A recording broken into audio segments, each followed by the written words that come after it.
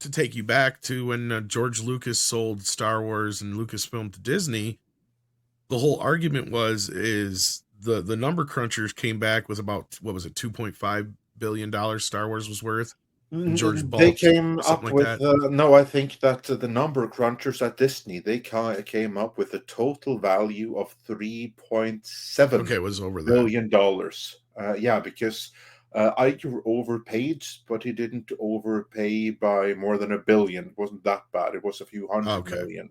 Because the thing was that just this is something that came straight from Bob Iger, because he let the story be known in his management book that masquerades as an autobiography, even though it wasn't.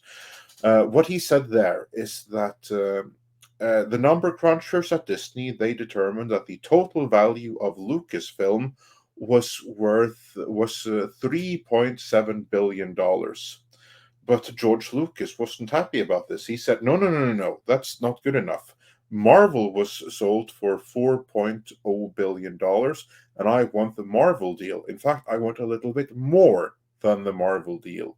And then Iger tried to tell him, but it doesn't really matter, because with Marvel, yeah, we paid $4 billion, but with that, we got an active company with an active staff that were actively working on numerous movies. So we got like 2 movies that were ready for release, 3 others in active pre-production, and a roadmap for 10 more after that.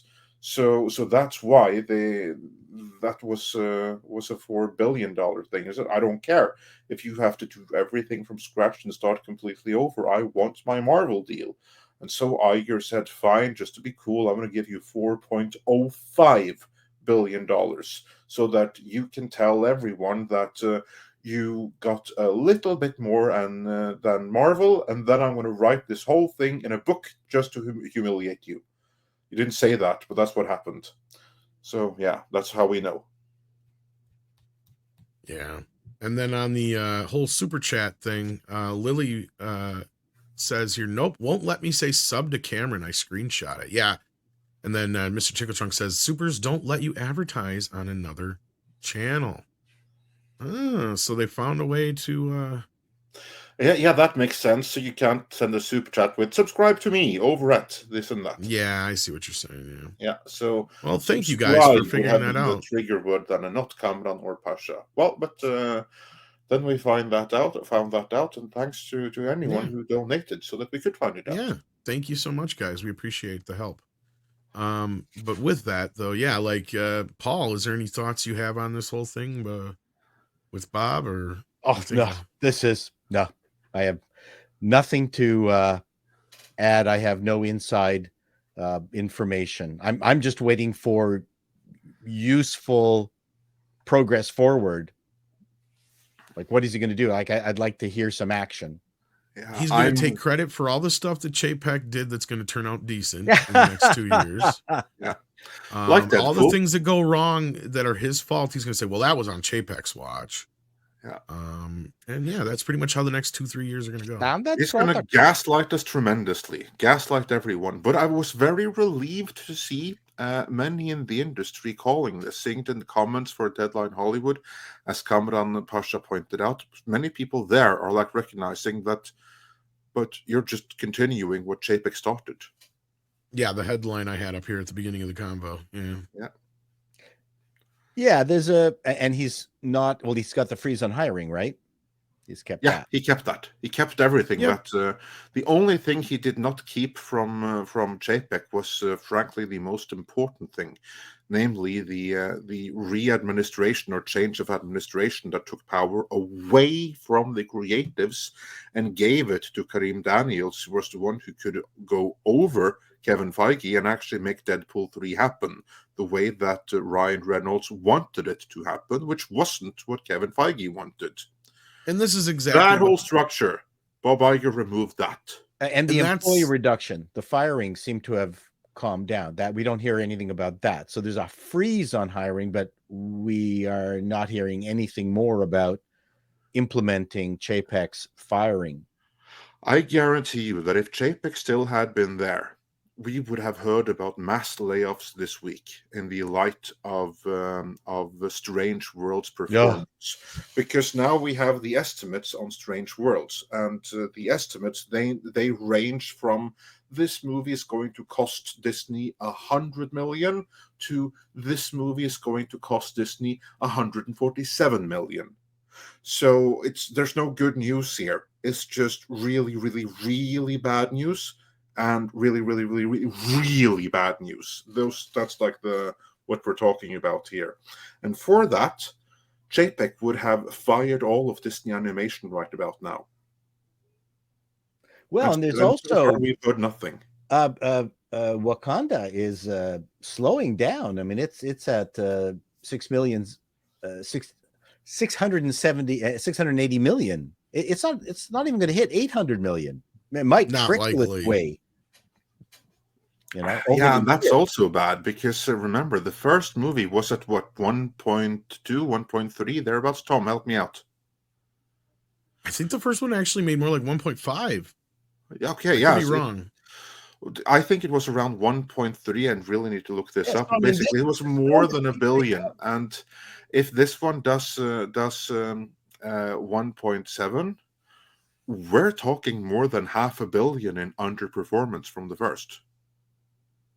That's a pretty drastic drop right there. The movie might not have lost You're right. any It was money. 1.34 billion. Oh, exactly. There you go. So if it goes then from 1.3 and it goes from ends up at 1.7 at 700 something. Yeah, that's almost That's half. an underperformance of more than $500 million. That's what I was Yeah, say. people Like were predicting 800 million, and it still might over its lifetime hit that. But right now, it's slowed right down. So we were talking about it last night on Meet, and we said that it's gonna break even roughly break even in theaters, and it might make some money on video. But they were expecting this baby to make $1 billion, at least $1 billion. And what Andre just said is the other thing I brought up last night is the fact that they almost halved this movie's box office, which is indicative of what they've done to the Marvel franchise across the board. They've literally Thanos snapped half the audience out of existence at this point.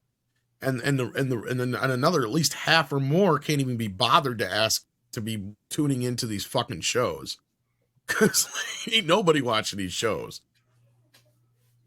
It would be easier if we had comparable movies. So if someone had come out with a very good complement to Maverick Top Gun, not the same movie, but clearly had star power, same kind of approach to things, not woke. And if it did just as well as Top Gun, then we could point to it and go, look, see, this actually does work.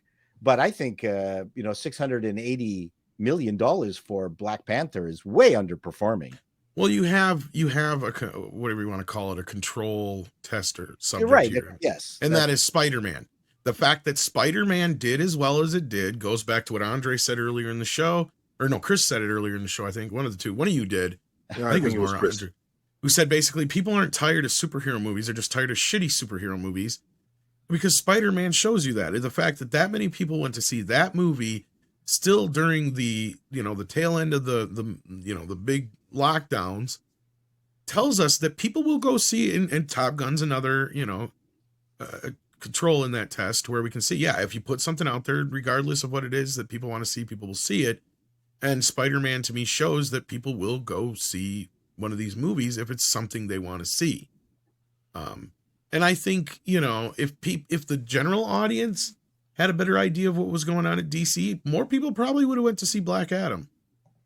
I think at this point, though, enough people have checked out of DC, and that's kind of the where Marvel, how bad it can get at Marvel. Like, how bad can it get? It can get that bad, where they come out with a movie and it barely grosses $200 million.